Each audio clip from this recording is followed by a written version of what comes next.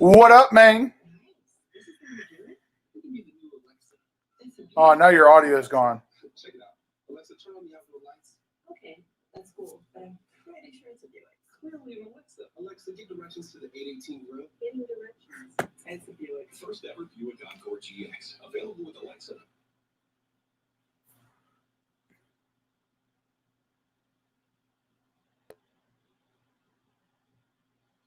No. Hello.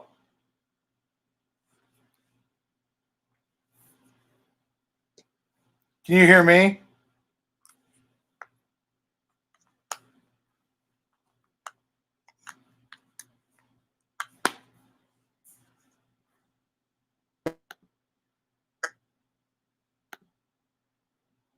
Can you hear me now?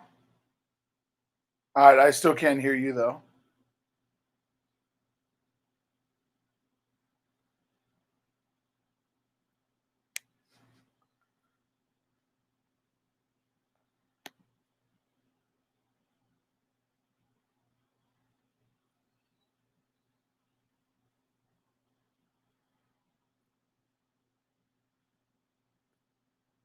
Courtney broke it.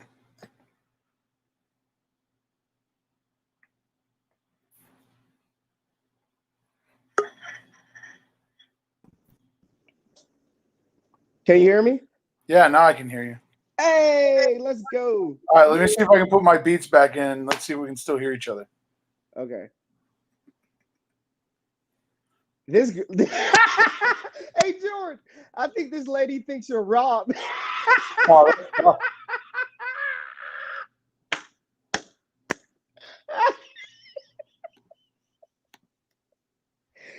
Oh, that makes my day. That makes my day. And I think that's Rob's family member, which makes it even funnier. Can you hear me still? you still hear me? Yeah.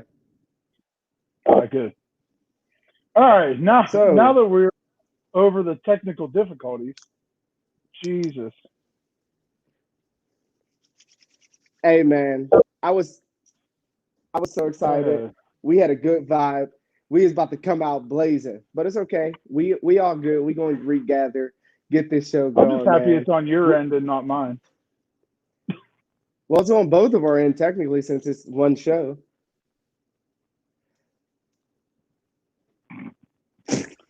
You're right. Hey, but seriously, I'm super excited for tonight. This is our first full week of football starting on Thursday. Thankfully, college still has their Thursday game going. Unfortunately, it looks like they already had to postpone their Friday game for TCU SMU, which we'll go over all those games.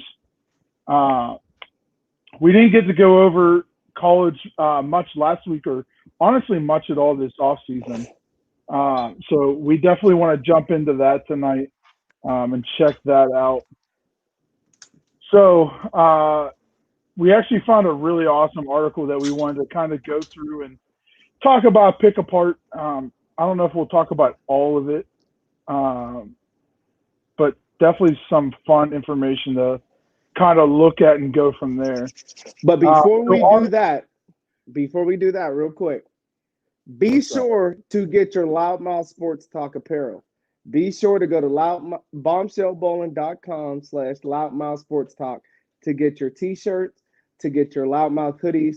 They're on sale. Shout out to Miss Michelle at Bombshell Bowling for everything she's done, always helping us, always looking out. So be sure. It's getting cold, man. This Pittsburgh weather is going to be 80 this week, and then towards the end of the week, Friday Night Lights is about to be that good old football weather, man. So shout out to Miss Michelle for sure. Yeah, this past weekend, whenever I was up at camp, I got to get used to that 70s. So definitely about that time to get them hoodies.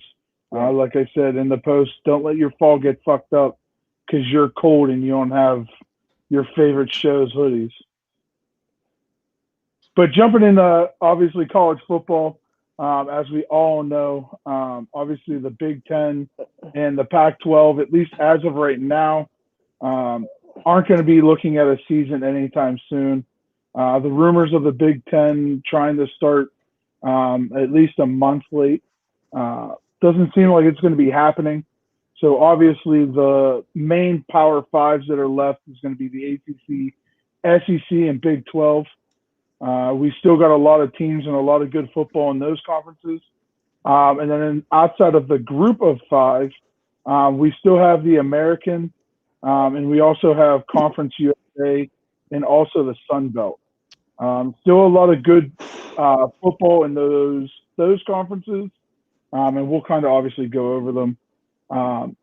We're going to see who basically ESPN picked as their conference champions, and then me and Court are also going to go over who we think is going to win as conference champions. Wait. We forgot to do something. What? How did we forget to do this? We need to have a moment of silence for those 22 Navy midshipmen who lost their lives yesterday during the game because BYU kicked they ass. They done whooped they ass. Listen, I was watching the game and poor little midshipmen, they ain't have no choice. That's what it looks like when the Marine Corps goes against the Navy. Because God damn. I mean, I want to try to give them the benefit of the doubt because they were talking about how they didn't have contact. They didn't have contacts, weren't really able to tackle. Basically had a Bishop Canavan Northgate camp. So leave them alone, man. We try to leave them alone. So, I mean, it's just sad because, I posted last night watching BYU as a lineman. Man, was that enjoyable! Oh my God, it was I loved it. They won at the line of scrimmage on honestly both sides of the ball, but especially on the offensive side, they definitely won big in the line of scrimmage. And just watching those running backs, you could definitely see the clear-cut difference between live drills and not live drills because they were just at that speed. Unfortunately, because of everything going on with COVID, BYU's schedule kind of just got dismantled.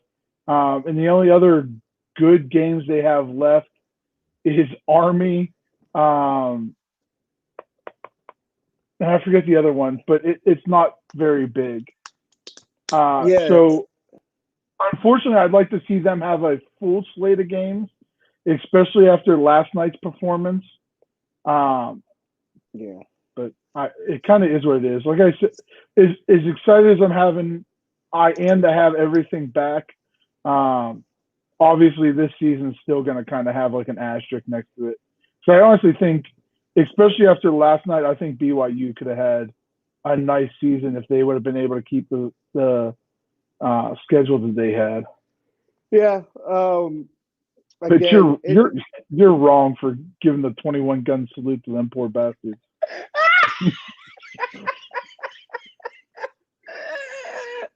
Hey, they wrong for showing up and playing like that.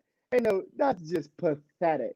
Like, if you know you ain't gonna have contact, hey, bro, just don't sign up. Cause shit ain't easy, and it's just good. And so I'm gonna transition this to go ahead and talk about what do you. Nope, we lost Courtney. Oh.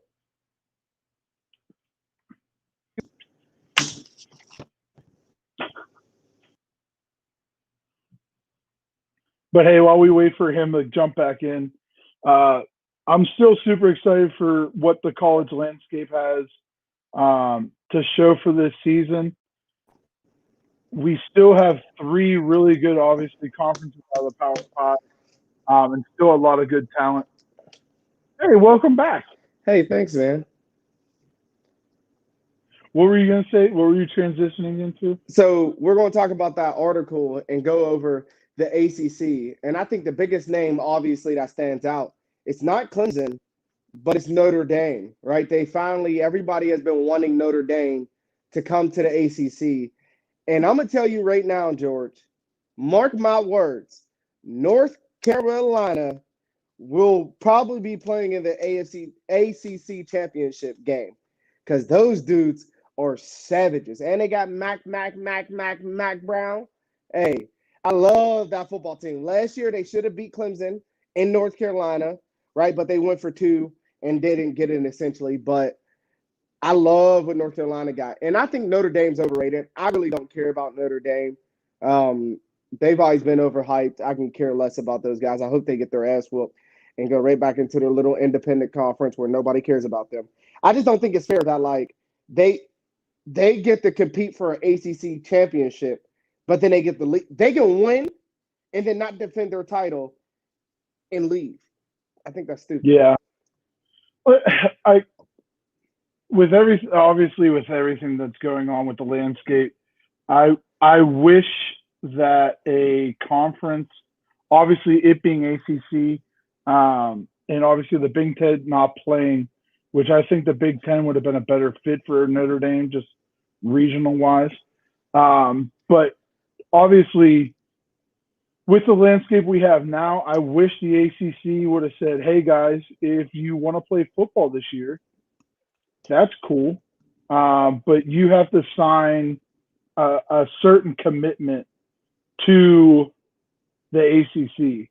I would have really liked to see that over the idea of them just being able to, like you just said, being able to come in the ACC, potentially playing for that title, and then just being able to dip. Yeah. So I wish they would have pressured them. I mean, even like something silly as like a 2-year contract or a 3-year contract to play in the ACC, I would have much rather have seen. But, you know, it is what it is. They keep, again, with this article that we're looking at, they obviously have Clemson and Notre Dame slated as the game of the year for the ACC, which we'll see how it all pans out. I still think Clemson, North Carolina is going to be a hell of a game to watch. Also, with that conference, some other notable things to look at. Did we forget that like Virginia and Virginia Tech's in that conference? Do we forget that Pitt is in that conference? Like, yeah, but Virginia lost a lot. Yeah, but again, Notre Dame's like and here's what's funny. Notre Dame is going to get bullied in the ACC, which is going to show why they would never go to the Big Ten, because they would get their asses. Like, imagine Notre Dame going to the Big Ten East and having to deal with Penn State, Minnesota, like Ohio State, Michigan State. They couldn't even handle Iowa. Well, that's the other thing that's like always arguable with Notre Dame is they get to pick and choose who they play. Right. Obviously, the schedules are made 4 years out, but they still get to pick and choose who they want. And it tends to be their pick of the litter of who they want to match against. Right. Obviously, if they had to completely jump into a conference and re-gear their roster to fit those conferences, that would be a whole hell of a different world for them. This year, again, it's going to be really eye-opening. Again, Notre Dame's going to have to play the Clemsons, the North Carolinas. Louisville's expected to be very good this year. Pitt has a bunch returning. Miami's going to be very interesting because they got a bunch of transfers. Even though they lost arguably the best D-end and D-lineman in the nation, Miami's defense is still going to be really good. Florida State. And again, nobody's talking about Florida State. Just because, I mean, Florida State, they have a new head coach. So, again, there's not going to be as much hype for them. I mean, there is because it's still a Florida State. I'm really interested to see how Boston College plays because they had almost like a Cinderella story last year. Obviously, they didn't make it to any big title games or bowl games. But for a Boston College to play like they did last year, and now they're going to have a bunch of and now they're all set to play ACC games. So it's going to be very interesting.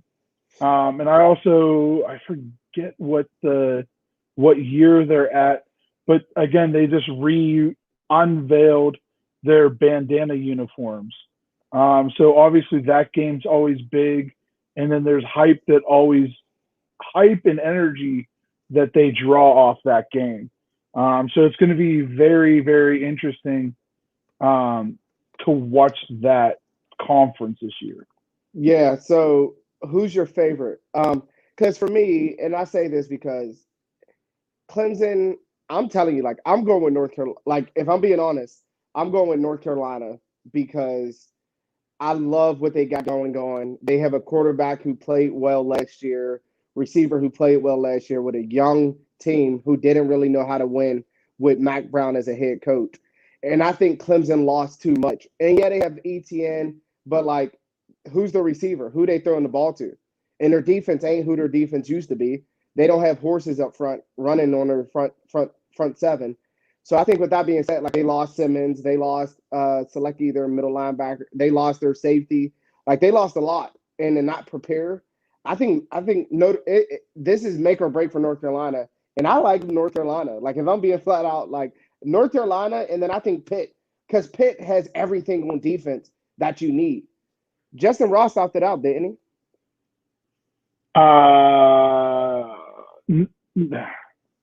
I think the only one that opted out was the D tackle for Pitt. Okay.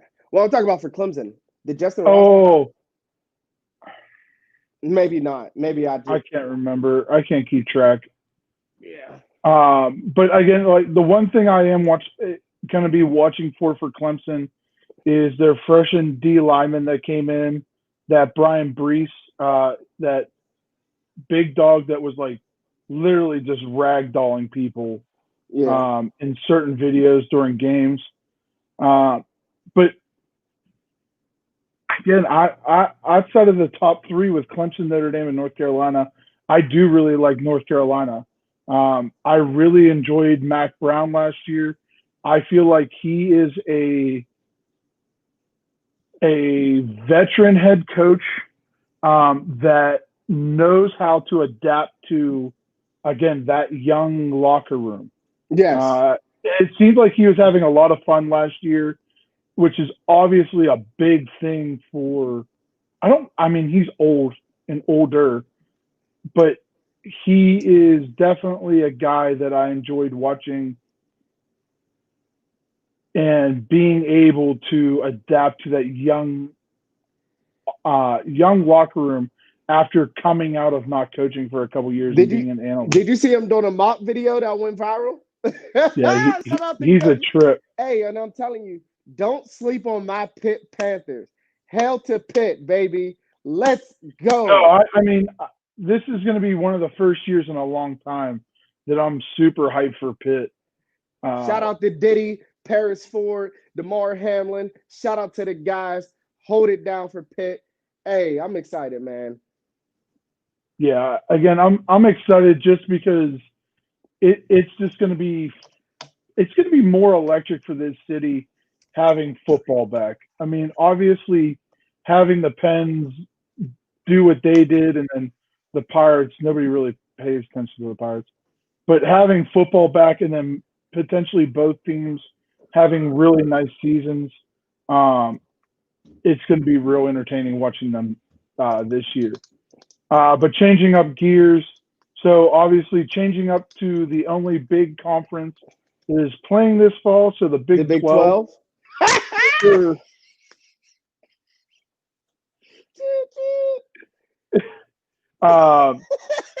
Obviously, there's a lot of buzz going around the Big 12 this year. Obviously, with Oklahoma now graduating Jalen Hurts, even though he was technically not starting there, but him being in the Heisman running, and now they have Rattler Spencer Rattler, which everybody's excited to watch him play under Lincoln Riley, seeing that Lincoln might have potentially another quarterback in the Heisman running. But then also the Big 12 had a bunch of hype around it this year just because of some of the guys speaking out this year on certain things going on. And obviously the one guy being Chuba Hubbard out of Oklahoma State. Unfortunately, their first game got canceled against Tulsa, but I expect, again, a lot out of the Big 12 this year, and it's going to be very interesting. Hey, real quick. Nobody cares about any other school besides Oklahoma. Like, let's be honest, bro. Like, well, I mean, Baylor, Texas had a bunch back this year. well, but again, Texas is going to be just like the Cowboys and disappoint everybody. I mean, they had like 2 years ago with Herman, they won 12 games, and then the next year they shit the bed. And then, like, so, and here's the thing, the quarterback that you mentioned from Oklahoma, this is the first one that Lincoln Riley actually recruited and didn't get that transfer. So he's actually going to be able to grow in that system. And it's going to be scary because he's going to tear it up. Let me see you tear it up. Spencer Rattler was very fun watching in that series QB1. Yeah. It obviously got cut short because he had some issues going on. But it seems like he's been waiting his turn down in Oklahoma. And now it's going to be fun seeing him play. So, like, if I'm being honest, I don't think I can name 3 other teams in the Big 12 besides Texas, Baylor. No, I think I can. Maybe Oklahoma State. So, because I just don't care. Well, it's because the Big 12 usually comes down to like 1 or 2 teams. Is Washington in there? What? Washington's Pac-12. Oh yeah. See, could not care less. Could not care less. So at least the projected finish is going to be Oklahoma, obviously taking the Big 12. Texas, Oklahoma State, TCU, Iowa State, which Iowa State I'm very interested in. Just because they have been coming up more as a program over the last couple of years. Baylor obviously has to now fight back after losing Matt Rule. Kansas State, West Virginia, Texas Tech, and Kansas. So the one thing that they were talking about definitely in this grouping, and we've been looking at, is Texas is also returning a starting quarterback, same offense coordinator, same head coach, which we talk all the time about. Having that consistency is awesome. They're projecting that Texas is going to win the Red River rivalry, but Oklahoma's still going to take the conference. So again, I stand by what I said before. I still couldn't tell you any teams besides those 3 teams that I named because they don't matter. TCU has not been relevant since Andy Dalton went there. And like, who cares about West Virginia anymore? They got rid of Kenny Robinson and I haven't cared. So yeah, the Big 12, whatever. Just give the damn trophy to Oklahoma. Don't even waste our time. I still like watching Oklahoma State. Oklahoma State's still going to be a very good team. I don't like they're going to have a bunch of guys. Racist ass coach. I mean, with the he hasn't done anything racist, but bullshit.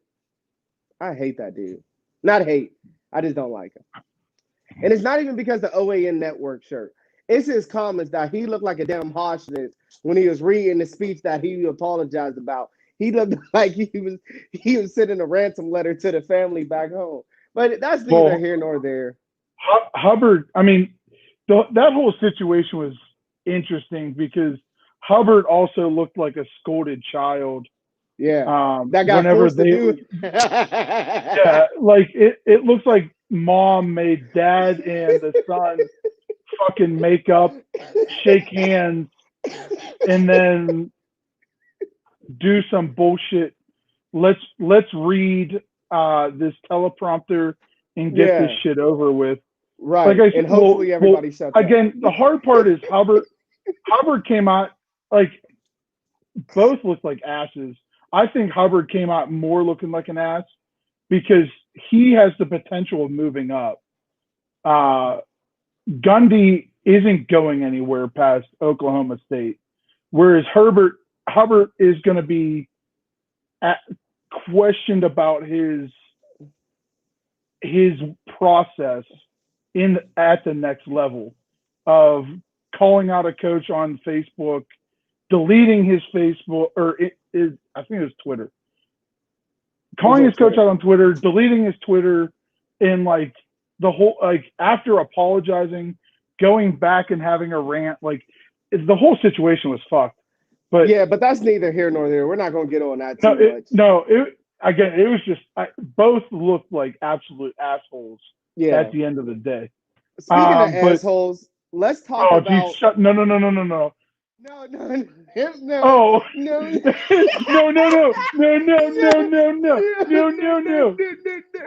We're not going to talk about number 13. That's later. No. Oh, I thought we were going down a bad rabbit hole. I was like, no. Or a rabbit asshole, pun intended. Oh, I hate you. So, speaking of assholes, the asshole of the South. I don't know where you're going with that, but that's where I'm taking it. That's what I was about to say. I was about to transition to Lane Kiffin, but you completely threw me away and completely. I thought we were going down I thought we were going somewhere else, and I was like, no, not that.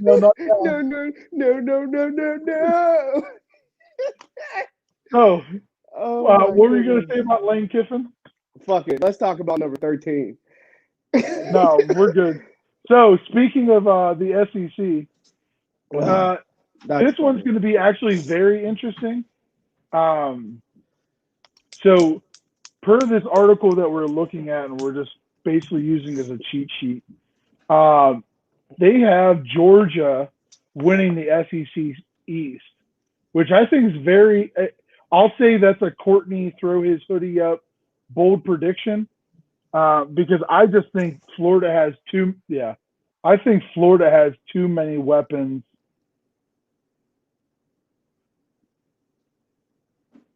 Yes. But I think Florida has too many weapons. I honestly think it's absolutely hysterical that they have Tennessee at number 3. I guess after 16 years of rebuilding, it's time to be. Speaking of teams that aren't relevant, Tennessee hasn't been relevant since Peyton Manning. But they're projected to fall mid-pack of the SEC East. Who? Right. And then the SEC East, the SEC West. They have Bama, on Texas A&M, and then again another bold prediction. They're saying LSU is going to fall back big time. To be number 3. Now, obviously, with Chase Jefferson? No, the LSU wide receiver. Jamar Chase. Yeah. Him opting out, trying to bring back a new wide receiver or a new quarterback, and all their different issues. I'm actually not surprised very much by this. But I still feel like it's a far fall, considering that they're putting Texas A&M above them, especially since Auburn, I believe, has a bunch of weapons returning, with a bunch of talent, especially at the quarterback position. I still feel like, and you might differ on this opinion, but I feel like they very much disrespect Bo Nix. And Auburn just got Cam Newton's little brother from Howard. Hey, So there's a lot of talent at the quarterback position there. hoodie up. You know what that means? Bold prediction Tuesday. LSU will finish second in the division behind War Eagle. Let's go, Auburn. Bo Nix, man. I just love that dude. Heisman watch. You just got to love him. Like, if you watched him last year, he had nobody. He was with young guys all around him, and he just balled out. Their defense was like, okay. Now their defense is older, more aggressive. And then Gus Malzahn is just like, we forget of how much of a golden treasure that guy is as a coach. And it's just so disrespectful. Like, Alabama is no longer – nobody's scared of Alabama anymore. Like, I get it. Nick No, Saban's a great coach. I feel like a lot of people found like a chink in their armor. Yeah, like Clemson literally showed like, oh, they can be beat. And then LSU said, we going to whoop that ass. Whoop that. Only people who can't beat them is Georgia. Sorry. Go Dogs. Whatever. Y'all turn into cats. Did you see that video when he was like, we don't need a whole bunch of cats. We need some dogs. Georgia don't got them dogs. They got the type of Chihuahua. If Georgia, instead of being Bulldogs, they should be called the Chihuahuas. Because, yeah, LSU will contend for the national championship again. Well, we don't even know. So here's my biggest thing. The thing that I'm going to be cautious of is that not only did they lose Joe Burrow, Jamar Chase, Jefferson, I mean, all those guys, Randy Moss's son, they lost 4 of the 5 offensive linemen. They lost defensive guys. They lost a shit ton of pieces. They lost a shit ton of pieces. I think like 17 of the 22 like 16, I think, of the 22 something starters wild left. like that. It's crazy. But then they got a freshman quarterback coming in, and you don't have the same offensive coordinator because now he's down in Carolina calling plays for the NFL. Yeah. So you lose him, and I think that's going to be – now the offensive coordinator is still there, right? And he did a great job of being – and I loved how the offensive coordinator literally said, okay, like, let's work together and build this program and not be selfish about it, which I respect a lot. But I think that's what scares me about LSU is they don't have seniors. In college, the best team usually have a lot of guys who's been there, done that, and got their ass whooped the year before who has something to prove, which is why Clemson, the second year they played out of Alabama, they beat those guys just because sheer will. It's not that they were the better team. It was the fact that Deshaun Watson and Selecki and all those guys who had lost just are pissed off that they lost. So I think, yeah, not really. Auburn lost Brown, their D tackle, and then their second best defense. But Auburn is also loaded on defensive, like their secondary is coming back and their linebacking core. So I'm not too worried about Auburn, especially because they have an offense that can carry them. So because the defense takes a little, and the SEC defense doesn't really get good until October. You know what I mean? Like end of October is when their defenses start solidifying themselves. So I think I'm gonna go with Auburn, LSU. I don't think Texas A&M is going to be able to compete with all 4 teams in a row. Like they can't beat Bama, Auburn, LSU, and like I just don't see that happening. Marlon Davidson, Derek Brown, Noah. That's most Ajib. The guys Dame just listed as most of their D line. Yeah. Which again is going to be a huge loss to them. But I still think that they're going to have a ton still on defense on the back end that can make up for the D line. Yeah, but LSU really didn't finish top in recruiting. If you look at it, Alabama was number 1, and then Ohio State is 1A. Like they're fighting 1A, 1B. LSU really didn't have a top recruiting class. I think they were like 8 or 9. Like so that's it. And again. It's because, like, and it happens. You win a championship. Yeah, teams want to go to you, but shit. I mean, it's hard to turn down going to Alabama, and it's hard to turn down going to Ohio. Like, it depends on where you come from. LSU, they got a battle because you got Auburn, you got LSU, you got Bama. Like, those dudes, they fight and scratch and claw to get those guys. So, I don't know. The one thing I will say that Texas A&M still has advantages of is they do have an older wide receiving core. and they Yeah. still have Kellen Mond. I still feel like he doesn't get the recognition that he deserves because, unfortunately, Texas A&M either stumbles down the stretch or they just don't produce how they need to on defense, which then, like I said, just overshadows him. See, I don't think it's And he that. gets forgot about. I don't think it's that. I think it's the fact that they got to compete with Bama, LSU, Auburn every year. Like That doesn't help either. that's it's Jimbo Fisher, right? He's the head coach. He just took over. So it's his second, I think it's his second or third year there. No, he's at Mississippi. No, he's at Texas A&M. No, yeah, Jimbo's there. He's been After there his wife for- got banged by football probably- players. Jesus Christ. Did you know that's why he left? No, I'm not at Florida State. I'm not surprised. Bro, his wife was literally having affairs with kids. So like he wasn't Well, even they're thinking men, about. but Yeah, well, yeah. They damn sure are. You damn right. Tossing his wife. That's crazy, bro. Like, imagine. that's one thing to like go after the coach's daughter. It's another thing to go after the To go after coach's his wife. wife. Jesus Christ. They had no respect for that man. Oh shit! Hey, go run a lap. I'll fuck your wife if you make me run a lap.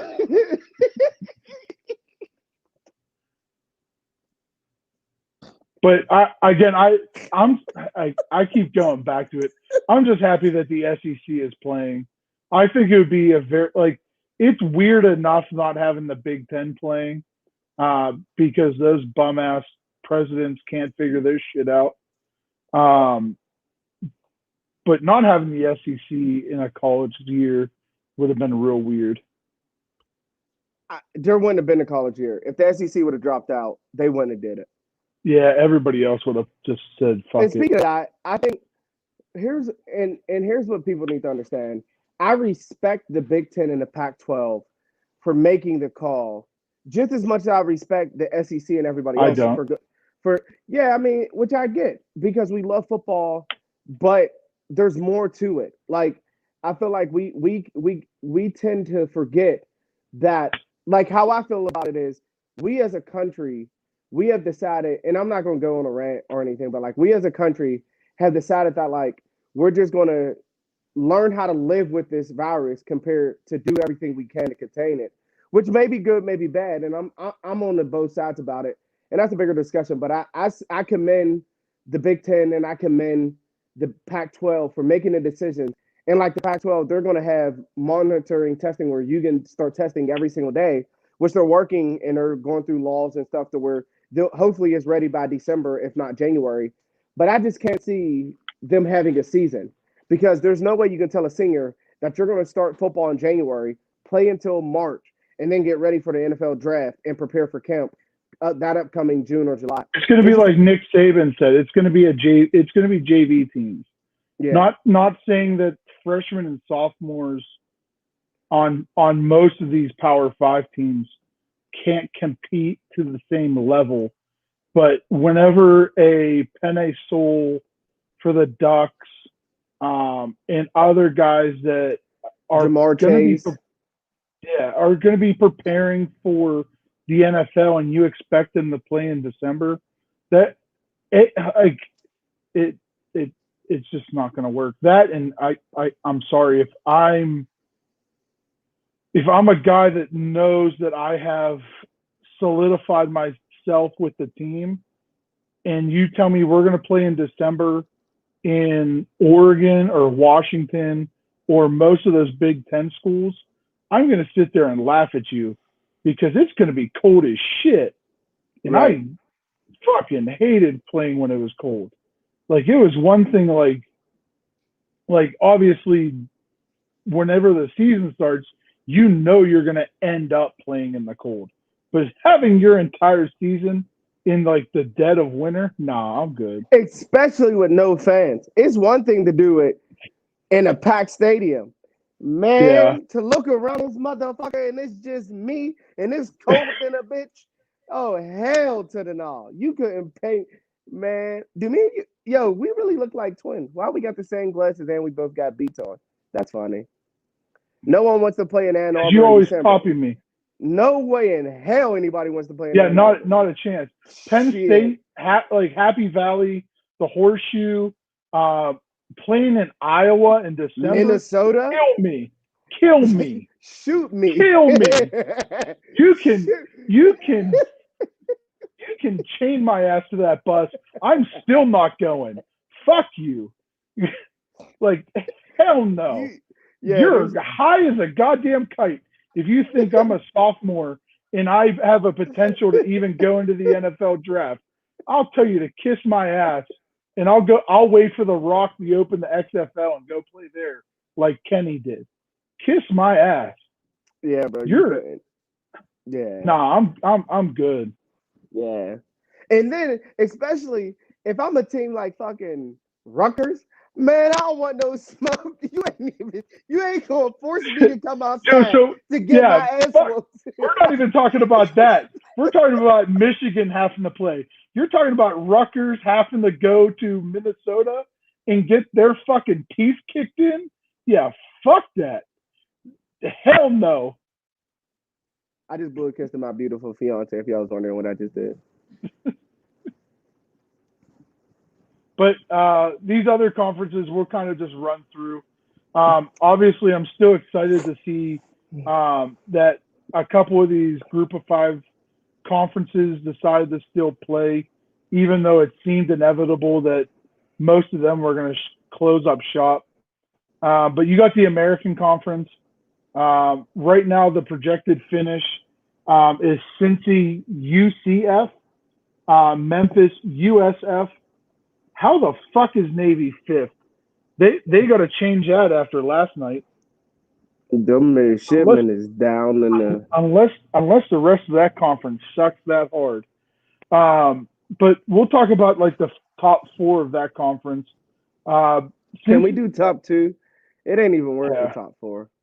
Well, Memphis is always one of those teams that I really like watching play because they'll sneak on somebody. What?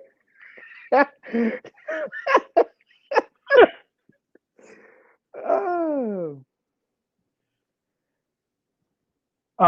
But Memphis is one of those teams that will like sneak up on like an Auburn, and it's always entertaining. And SMU is supposed to be very good this year. But again, those top 4 teams, those are going to be the main ones that I focus on watching this year.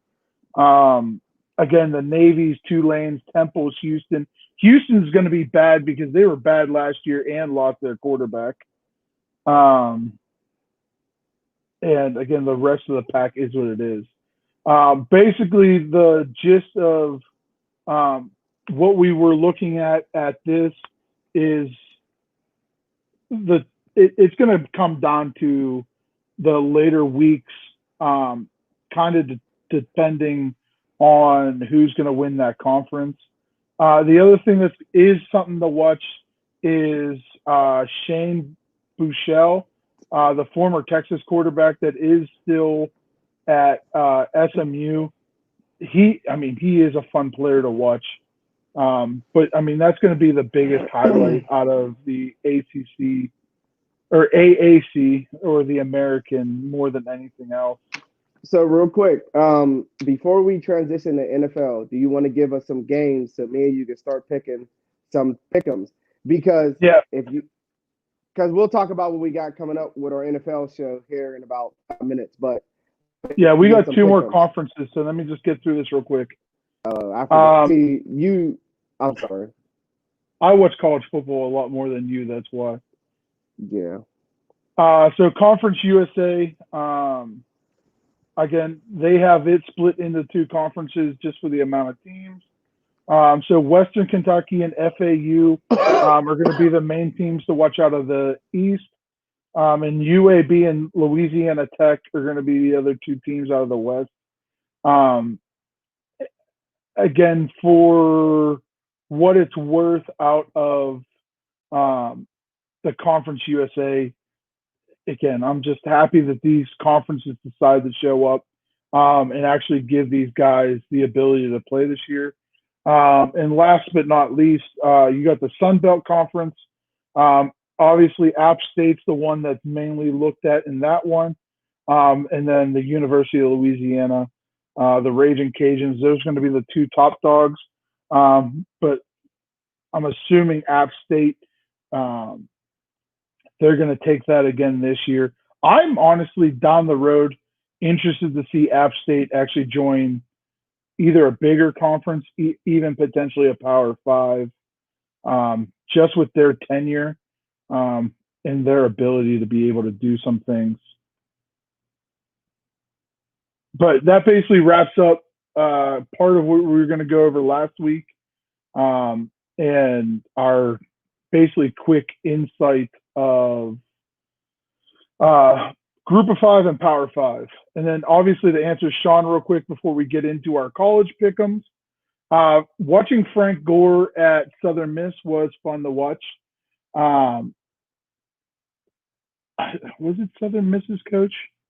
I think Southern Miss's coach quit right after that game because I think they were supposed to absolutely beat the crap out of Southern Alabama, and it didn't turn out to be that way.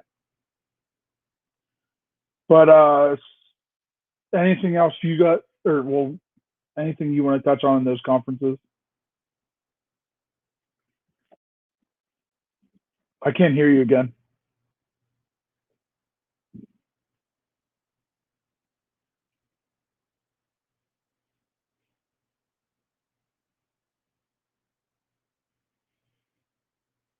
But while Courtney is trying to figure out his technical difficulties again, again, a thing that me and Courtney always like to do is obviously our weekly pick'ems for obviously all the games that are going to be played this week. Like I kind of already talked about.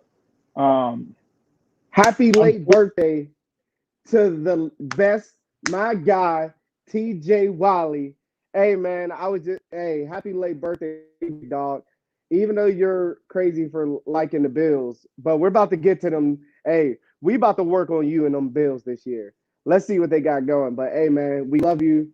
You know, I wouldn't be able to be coaching if it wasn't for you and George. So I'm in debt to all of you guys forever. But let's jump into our college pick'ems. I got to pull up a spreadsheet real quick so that me and you can keep track of how many times I beat you on a weekly basis. Who beat you in college stuff last year? I'm pretty sure I won.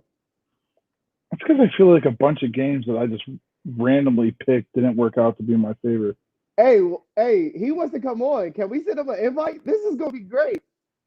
TJ? After we do the college, let's have him on. T, I'll send you a link here in a second in group message. He's probably going to talk about right now. It's between the Bills and Packers, I think, right now. He's hot. He needs to start smoking out medical marijuana. Oh yeah, he's talking about how they're like the best fans in the world, and who cares? Yeah, and the Bills are one of them. God damn it! Hold on, I got distracted. It's all good. So I think the first game we're doing college pick'em. So the first game I'll have to come back and do it, because I was not prepared for this. What do you keep laughing about? Because you're just like, I'm not prepared. It happens, bro.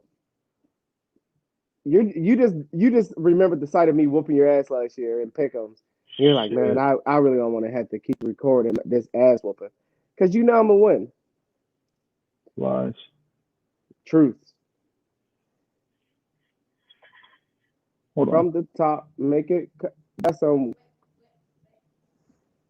Jesus Christ. Did you hear? I could hear Kenya in the background. All right, so since I have the spreadsheet open, you're going to have to read off the games, and I will do that. I know the All right. first game is Miami Oh. versus UAB. My man. Can you believe I figured this out? I'm so I'm proud Can of you you. believe I figured this out? Listen, I'm surprised you didn't have to call me and say, how do I figure out how to get on your show? I panicked for a second. I did. I was like, I can't do this. What's up, my brothers? What's up, What's up, man? Love How and you life, doing? man. All right, The so Fire we got the Fire Miami. Coach Association. The FFCA, brother, it's fit me pretty good. If you would have told me 2 years ago that I would be coaching high school football and you two wouldn't, I would have never. Like, how the hell did that happen? Listen. I miss my boys. I miss Frisch. I miss Thomas. I miss Dub. I miss Mars. I miss my boys. But like, I'm not gonna lie. Like, I'm loving life right now, man. I miss That's what I it. keep telling I Courtney. miss the impact I had on guys like you, Court. But man, I'll tell you what. Like this year, this downtime's been nice. Oh, That's yeah. what look, I literally told, he says it every day. He's like, because I'm like, bruh, I got football, I got a sports talk show, I got a full-time job. How in the hell do y'all do this? And he's like, I don't miss it at all. Like, he's like, I love you guys, but like, Well, who knows? In maybe a year or two, we pop up again somewhere.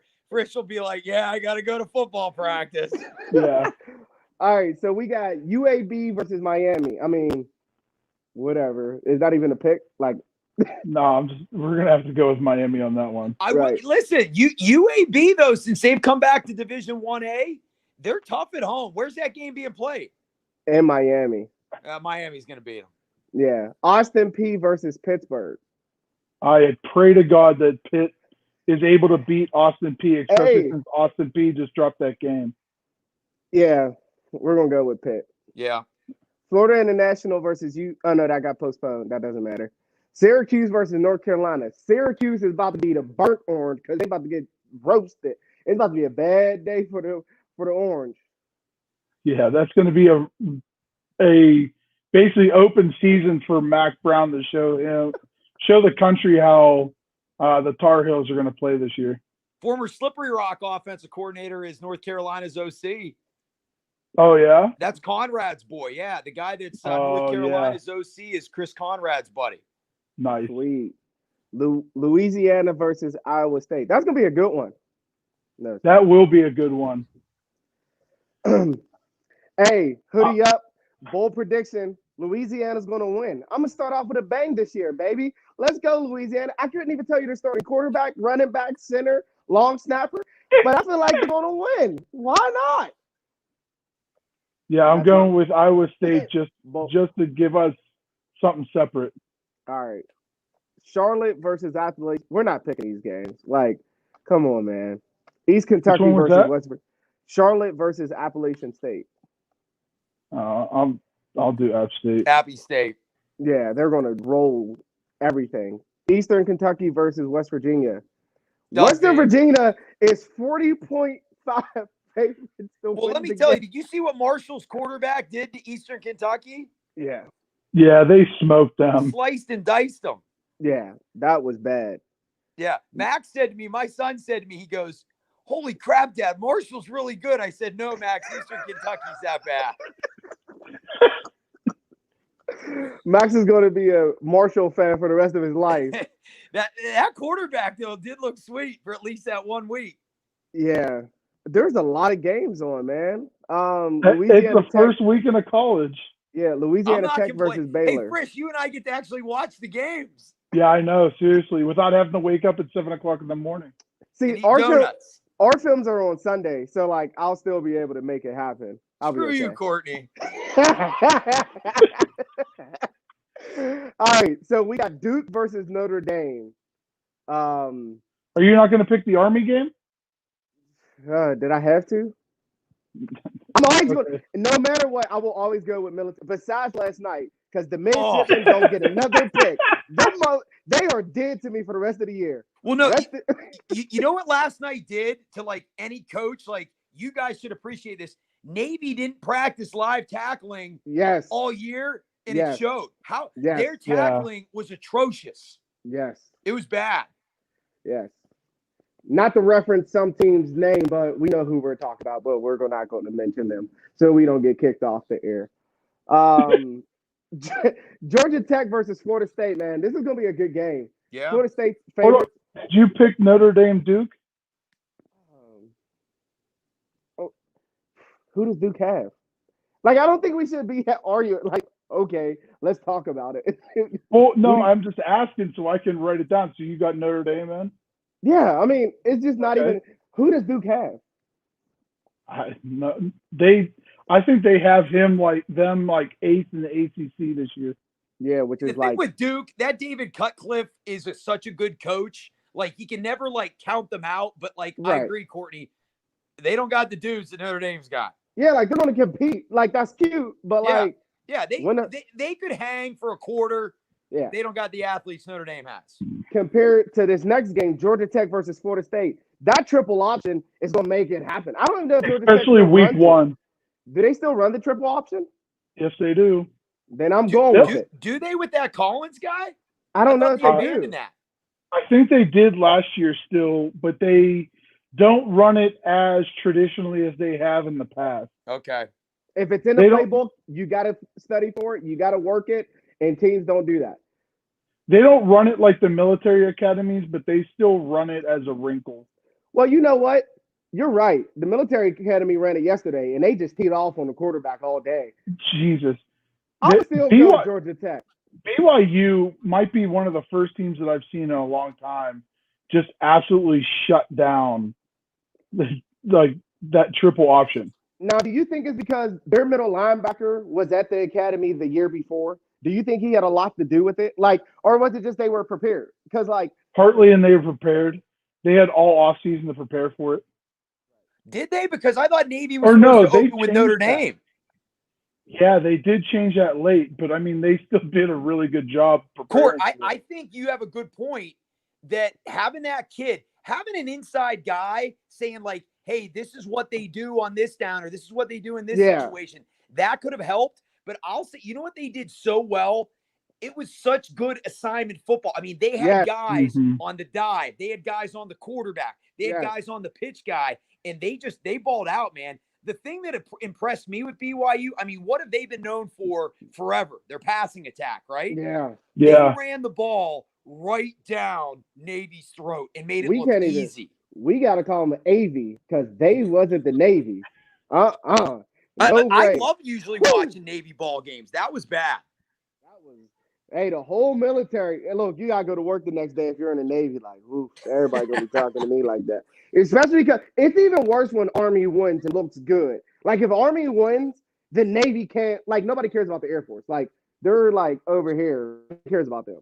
Right? So it's like, who's next? So, Georgia Tech. Who you got, George? Florida State. I'm guessing. No, I'm taking Georgia Tech. I'm taking Georgia Tech too. I'm not I haven't been a fan of Florida or God dang, Florida State since Jameis Winston left. With them crab They've- legs. They have absolutely fallen off. I figured everybody's going to go for Georgia Southern. I'm assuming Kansas State is a lock. I have no clue. Missouri who- State versus Oklahoma. Oh, that's Ooh. gonna be a bad game. Oh, That's going to be Rattlers coming to college, just saying, thanks, guys. Here's 50 points easy. You know who the coach of Missouri State is? Who's that? Bobby Petrino. Oh, Jesus, that's right. Yes. Oh, that's going to be even funnier. Yeah. He went from coaching the Atlanta Falcons to making 140 grand a year. Now listen, all three of us could take that payday, but from where he was at to where he's at now, yikes. Right. But wasn't he the same one that like beat his wife up or something? Like, there's always something. No, around him. he started banging one of his assistants. Yeah, he was having Oh. an affair with his secretary, took her out on a motorcycle ride. They got into a Then wreck, dumped it. and that's what exposed the affair. Yeah, they had to That's even explain why why she was all beat up and he didn't ride his motorcycle to work that day. And he did his press conference in the neck collar. Yes. Yeah. That's amazing. Yeah. All right. Oklahoma will put 70 on them. Yeah. All right, George. So Yeah. let's get to a couple more so we can tune. Well, there's no other good games. Yeah, Clemson's going to rule their game. I Even don't know. though Wait, hold on. They play Wake Forest in Wake Yeah. Forest. Wake Forest. I'm not going to say they're going to roll them as much as you think. It's the first game of the year. Wake Forest has No. everything to prove. They had a decent season last year. yeah, and their I'm gonna go quarterback left. with Clemson. And then he I'm opted still out. gonna go with Clemson. Yeah, I'm gonna still go with Clemson. But hey, Wake Forest is gonna fight. I'm going to say Citadel wins against South Florida, though. Ooh, Again, South Florida's hurting right now. I'm not gonna say that. All right, well, that's going to be the one that you get to die on. I will die on that. So like So what happens to the guy that loses that has like the worst record? We just talk shit to each other for the rest of the year, Okay. You call each other V faces. basically. We should make it interesting though. Like the loser gets What to pick show that- is that? One of our shows, we were joking about that. You gotta have like a weekly thing, like where the Yeah. loser of the week has to do something like crazy. I don't know. TJ, man, you got old since I saw you at Bradley. Sean Evans Jeez. said that. You know, Thanks, man. So now to go over to the NFL, which we're going to talk about. So first game tomorrow. 2 days. No, it's Thursday. Yeah, so we got the Texans versus the Chiefs. I put up on there in a group. I was like, does Bill O'Brien look as stupid because DeAndre Hopkins got paid and we seen what he got paid and they wouldn't have been able to pay both. And everybody agreed that he still looks stupid. But I think Houston, if David Johnson could be healthy, I think it's going to be a different year for Houston. I mean, they bumped up the O-line, and then they have David Johnson, who could be one of the best backs in the league. But Brandon Cooks won't stay healthy. We know that. Fuller won't stay healthy. So they're right back in the same position. Now they don't have D-Hop. So I think Houston's going to roll tomorrow. I think the Chiefs are about to. Well, again, KC just added weapons by adding Clyde Edwards-Helaire. That actually gives him a weapon out of the backfield where he didn't have that. I mean, he didn't really have that last year. I mean, his best running back at a certain point was Shady McCoy. And he's not even starting for the Bucs right now. Yeah, let's not talk about Shady now. So who you got, George? You going with the Chiefs? Yeah, I'm definitely going with the Chiefs on that one. Coach Wiley. I almost called you Coach Dub. Whoa. It's all good. I look at it this Close way. enough. The Chiefs, I would pick the Chiefs too. But a lot of times a team that's coming off a Super Bowl win, that plays that big primetime first game, they might have that championship hangover a little bit, Yeah. They've been living the good life. But I agree. I think the Texans made some weird, obscure moves in the offseason. On talent alone, the Chiefs are the better team. If they show up and play like they can, the Chiefs will win. See, the thing that's so crazy to me, like usually you see like an older NFL team who win a championship and they get that hangover. But I feel like the offseason for the Chiefs was like they took care of people were like, oh, you won a Super Bowl, but now you can't like pay these guys and you can't do this. And they're like, oh yeah, you want to bet? Let's pay They all the basically guys broke that you off said we everybody couldn't. that needed it. Yeah, they did. Like they took care of Mahomes, then took care of Kelsey, took care of Chris Jones, and then it's like, oh, you want to bet? We're even going to sign the GM and the head coach again. And I just feel like they're young enough to where like they know what they want to do. Like they want to be like the Golden State Warriors and just build that dynasty. So I'm scared of Kansas City. Like if they can stay healthy and their defense just shows up and plays like they did at the end of the year, I think Kansas City will be scary to where like you will always have to worry about them being a threat if Pat Mahomes has a pulse. How do you think your Bills Mafia is going to do this year, T? You know, they're getting all that love like as a bandwagon team. And I mean, I can see why we do have talent. You know, I like what we did. I mean, the Diggs, Stephon Diggs pickup was big. You look at our wide receivers with him, with Cole Beasley, with John Brown. I mean, that's a pretty dynamic group. The kid that I really am high on is their second-year tight end, a kid named Dawson Knox. He played at Ole Miss. I mean, he's the type of guy that we as coaches, I mean, he's gritty, he's tough, he's physical.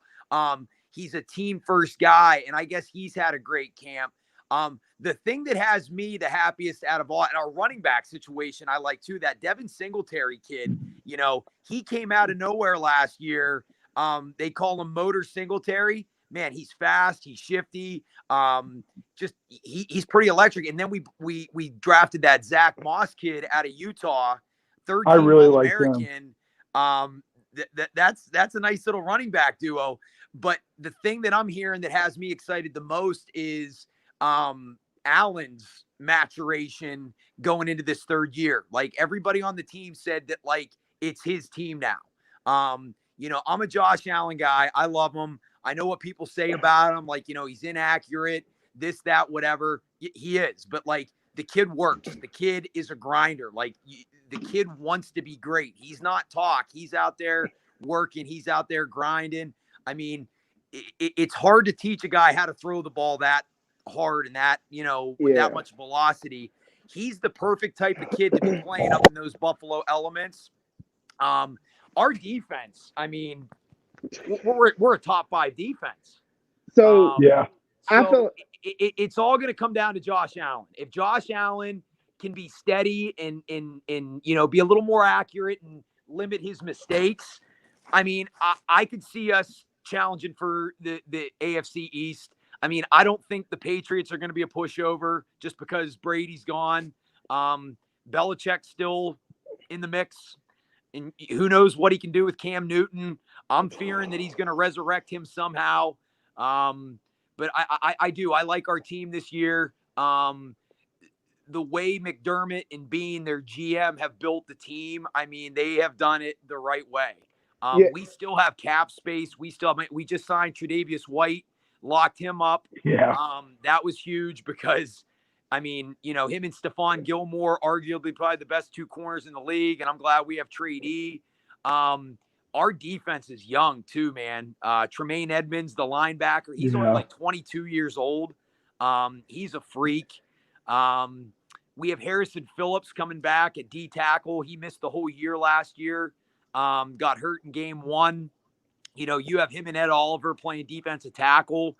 I forgot you guys got Ed Oliver. Yeah, we could give teams fits. I mean, I really the thing believe for that. me, I think that scares me for Buffalo is like you said, I'm not sold on Allen, but and me and you had talked about it where I felt like it was because he didn't have a receiver. Like nobody's going to fear Cole Beasley the same way you're going to fear Stephon Diggs. Right. I still have a question with their offensive line. I know they signed your best offensive lineman, but I think you need depth, and that's what's going to bother me. But like you said, Josh Allen, it's make or break for him. Did y'all keep Jake Fromm? Because I feel like that's a solid 2 piece to go back because, you know, if Allen does get hurt compared to last year, like when he got hurt against New England, you had freaking Peterman as your backup. Now you got a guy who's like Alex Smith. He's not going to go overboard to win you a football game, but he's not going to kill you on it. That defense, Edmonds is so underrated. Like I went from Luke Kuechly being my favorite player to now Edmonds is my favorite Mike linebacker in the game. Like what he did against Pittsburgh alone is just nasty. And then he's bringing that back all year, and he got a healthy D tackle coming back. Woo-hoo! I mean, the dude's 6'5". Like he looks like a monster out there. Yeah. And the thing is, he's so young. Like which is crazy. Our quarterback room, we have Matt Barkley actually as our backup quarterback. You know, he's a guy that like has been around, but like, you know, he's serviceable. He could be a guy that could come in and keep the ship afloat. But we did keep Jake Fromm. We cut, I think, a guy named Davis Webb. But yeah, Mhm. I was a little scratching my head about the Fromm pick because I thought we had other needs. Yeah. But Fromm's the type of guy that like he's a proven winner. You know, he doesn't have the greatest maybe arm strength or this and that, but the dude was a player. I mean, he stepped in from day one at Georgia, as a true freshman, and he's a good kid. I mean, yeah, he had that issue, what he said, on social media and all that, but like I heard he really stepped up, cleared his name, apologized to the team, made it right with everybody, and people are loving him up there. So, But he doesn't need to. So here's my thing. I do not hold it accountable to a teenager and a young kid when he makes a mistake or says whatever because a girlfriend's upset with him compared to a grown man who knows better. Like Fromm is young. He can say whatever. Like he's a teenager. Like I'm not going to hold him accountable and be like ruin his career. Like Nick Bosa when he came out and Joey Bosa and all the Trump supporter thing. Like we shouldn't crucify guys because they're young and they said this 2 years ago, so they should be like cancel culture. It's stupid. And I just feel like for me, Buffalo, I'm excited for it because like you like seeing somebody different and you love watching like Scott McDermott. He doesn't talk a lot. He's not in the media. He doesn't get a love and credit. But Buffalo is so sound defensively. Like you really have to like outplay them, which doesn't happen a lot. It's like now it's just the offense. Like can your offense is Stephon Diggs the weapon that he thinks he is, right? It's like, can he be that number one to give Allen help? Like Singletary. I said Singletary was better than Kamara on the show last week. Did I not, George? We had this argument. And you said there's no way in hell. I'm like, that dude is nasty. Every down, he can run in between the tackles.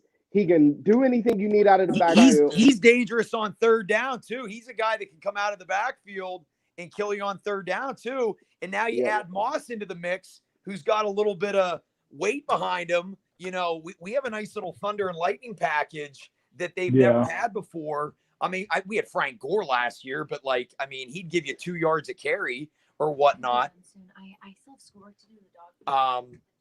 So, but yeah, for the Bills, I'm thinking like, I'm not going crazy, but I'm thinking like 10-6, 11-5, something in that area. I mean, we'll see how it goes. The Mafia is a big reason why we are what we are. And as of right now, we're not allowed to have fans in the stadium, as a lot of people, aren't. So I don't know how that's going to affect Buffalo. But if our defense can be the D that they are and Allen can, improve and mature in year 3, I like our chances in the AFC East. I just laugh because it reminds me like Allen was picked in the same year. Wasn't he the same year as – no, he was the year after Mahomes and all of them. No, he was the same year. He came out with Baker Mayfield and those guys. Yeah. Okay, then it's not the same year. So it was Me as a a year. Bills fan, I actually wanted Baker Mayfield first. Like that's who I wanted because he was a small guy, scrappy guy. You I love always have a those soft small spot for those quarterbacks. guys. Listen, I'm happy. I'm happy we got who we got. Like I'm a big Josh Allen guy.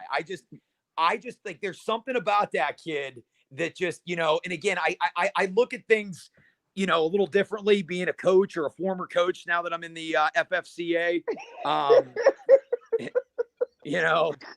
but I just love what he brings to the table. I just do. I mean, I really think that kid is doing things the right way. And the thing that I love about Buffalo, and then I'll let you go. This has been great. I love being on with you guys. But the thing that I love about what Buffalo has done is they have built a culture that's kind of like a college culture. Sometimes these pro teams, they say they have culture in this. They're just an organization, like they're a business. You know what I mean? The Bills have that, like, there's not much up in Buffalo. We have to trust the process. We have to believe in what we're doing. And they've bought in. And McDermott and Bean have really fostered a culture up there that I think second to none. And, a guy like Diggs, who has been a bit of a conduct issue in the past, he's gone up there and already said, like, I can see a difference already. Like, I can see why people, Buffalo's a tough town to live in and, things to do. But, like, he's really enjoying his time up there because of what they're doing as a team and the things that they're doing together and how they're building their organization. So I think they're doing it right because I think there could be longevity there, too. And you got to look at it like he also did come from Minnesota. And I'm pretty sure Minnesota and Buffalo aren't too far apart as far as like what they have to offer. Yeah. So it's like now if he was coming from San Diego or LA, it would be like, oh, it's hard. But I think I hope Buffalo, because I want to see them do good. It just sucks that Cam Newton is about to have a revival season, and boy, oh boy, I do. The- I'm just afraid that, especially with Belichick, they're going to pull something off with him. He'll Yeah. resurrect himself, but we'll see. Hey, it's great to have you on. Anytime, guys, let me know. You guys are still right here to me. I love you guys. Loudmouth Sports. I'm Shout just out. proud you got on. What's that? By I yourself. said, I'm just proud you were able to figure out how to get on. Screw you, Frisch. Hey, I'll come back on anytime you guys will have me. I love you guys. All right, love you Love you too. too, brother. See you guys. Peace, man. My girlfriend in here fucking. You hear me coughing my lungs? Smoking you out. Open that window. I'm...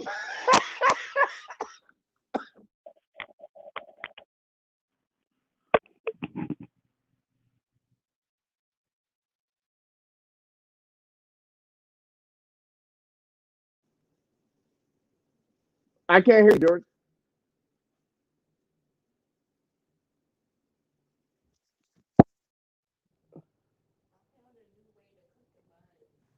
Do you hear me now? Yeah. So this is going to actually be the first week where the NFL is actually live, whereas for college, this is actually going to be the first full live week. We've had a little bit of college football prior to this week. So like we talked about, Casey and Houston are going to start it off. And then the one big announcement that me and Courtney wanted to have through Loudmouth Sports, starting this week, we are going to have a special show on Sunday mornings, our own little NFL selection show produced through Loudmouth. It's going to feature me, Court, Damian with Dame Calls Game, Robbie with Ahead of the Curve, and then Sean's going to join us from Off the Top Rope to kind of do our own NFL college pick'ems. So during the week, we're going to continue to do this college pick'ems.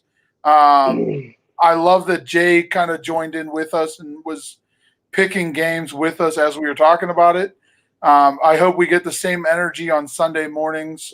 Kind of be able to get up, joke around with each other, but just be able to hopefully get a little bit of energy started on Sunday mornings to kind of start our week off.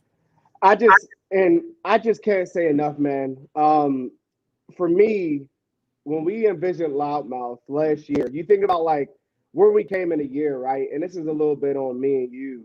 It just means so much to us that like now we're at like this point in our where we thought we would be when we first started. You know what I mean? Like I think we're pretty okay with where we're at right now in a year, right? And it's like it just makes us excited to work harder, do more, and feel like, okay, this is where we're at. And we're trying to bring every single thing to everybody because we love it. Like without our fans, without the interaction, like it's not as fun. If I can't tell Jay Medina that there's no way in hell that Duke is going to beat Notre Dame, then I got to tell him that, right? And like it means so much to me to be able to do shows with this guy every Tuesday now, and pay attention to our new lineup, man. We got a couple things coming at y'all. Dame Calls Game will be Monday. Into the Trenches is now going to be Tuesday at 8:30. Thursday is Ahead of the Curve. Friday for now is going to be Mucking and Grinding with Robert Bromowitz and maybe Jonna, who did a great job. Shout out to Jonna last Friday filling in for your dad.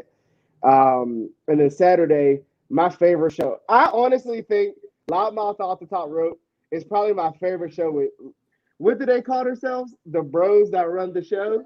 Oh my God, like that is my favorite thing to hear. And then now we have Selection Showdown every Sunday at 10 a.m. So it's just a blessing to be able to do it, man. We're so excited. I'm excited. It gives me something to do, and I just love everything, man. But Loudmouth Off the Top Rope or WWE or wrestling show, man. Everybody got to tune in. The bros that run the show are live and kicking.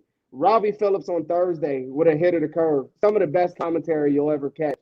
And then Dame, he has some bad takes because he just doesn't see basketball the way everybody else sees basketball. But I love that guy because it's a great time. It's because he actually played. Exactly, right? And not everybody. See, you can't have a football player play basketball because people just get elbowed. You know what I mean? And then you have Rob, who holds it down with all the hockey knowledge. His brain is just ridiculous for it to be so small. And then you have us two going at it every week to week. It's just, bro, I love it. Hey, so again, transitioning, a little bit more transitioning to more NFL news. So after last week of us talking about Kamara having his issues, I guess the Saints are now working out a deal.